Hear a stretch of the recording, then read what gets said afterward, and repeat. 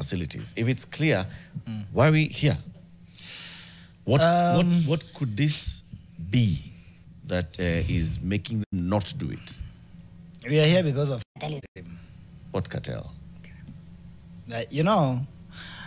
One day we came out as unions during Mutahikagwe's time, during Cecily's time, and we said we have cartels under NHIF and in the ministry. And I remember Mutahikagwe came out and dismissed us. But himself, on another day, he came out of the ministry, and I remember him pointing to that ministry and saying, this ministry is full of cartels. You remember him? Yep. And I want to inform Kenyans with clarity that the cartels that were under NHIF are alive and well. And I'm saying this because the president, at one time, he said, as long as he is the president, there won't be cartels. And I want to inform him that the cartel that was under NHIF is now alive and well under the Social Health Authority. Okay, so let me explain the cartel. Let's say that there's a cartel. I want you to show me how the cartel benefits by having a clinical officer locked out of a system. Very good. The cartel, how they benefit from this entire system is something we call monopolization of the healthcare delivery. How do they do this?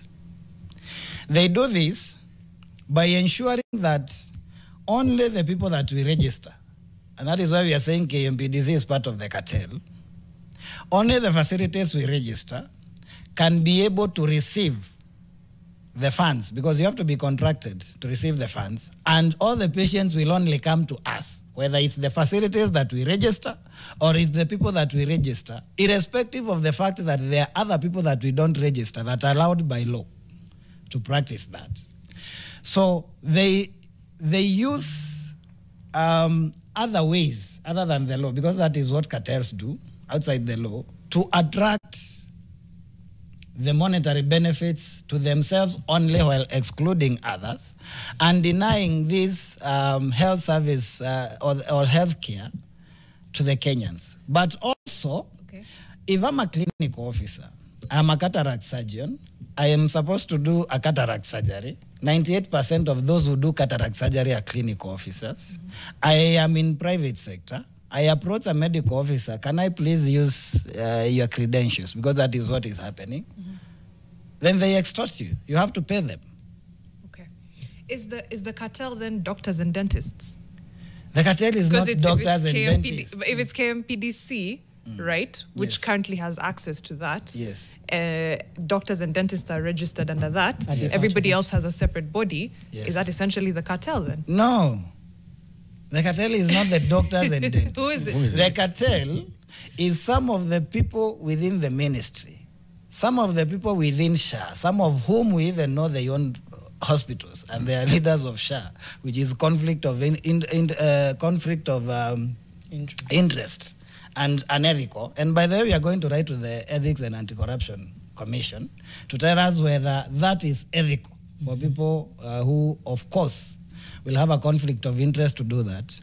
These people, some of those who own these facilities, for KMPDC, what is their interest? Their interest is that they should be able to register all the facilities so that if you want to use SHA, you come to us. Yeah. And so when you go to them, they get the money. It's not the doctor that is benefiting. But then also, if you have to see anybody through SHA, they don't care whether it's the laws you will wait to change. You have to be registered with us so that you bring that money to us. And of course, some of the people in the ministry, they benefit because they also sit in those boards. Okay. But also there is now the extortion thing. Yeah.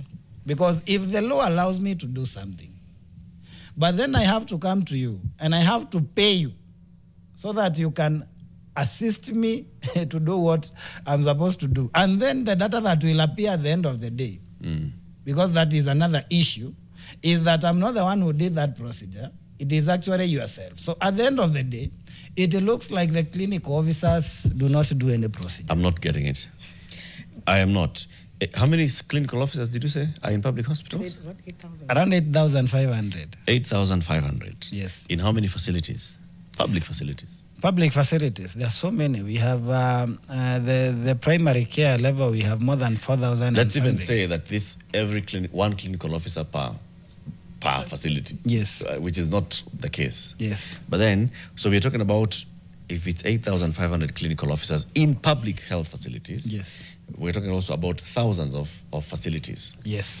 How would anybody benefit if I went to a government facility called Kimana Dispensary and I went there and I found a clinical officer who is not able to attend to me through SHA unless I pay cash?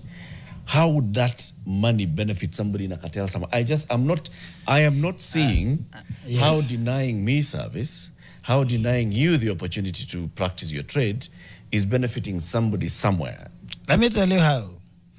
Because then you'll be informed that, oh, you went to that public facility, yes, but there is another facility there by a doctor that actually is allowed to use. You don't need to pay cash.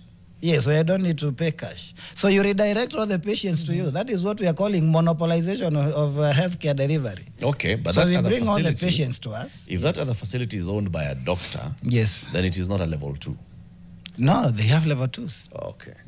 If you have a medical clinic, even if you are a doctor, it's a level 2. So you're saying it's doctors yes. and dentists who are benefiting from the cartel?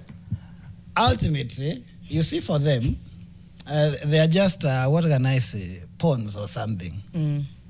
The real intention is to drive everybody back to KMPDC so that they can pay there.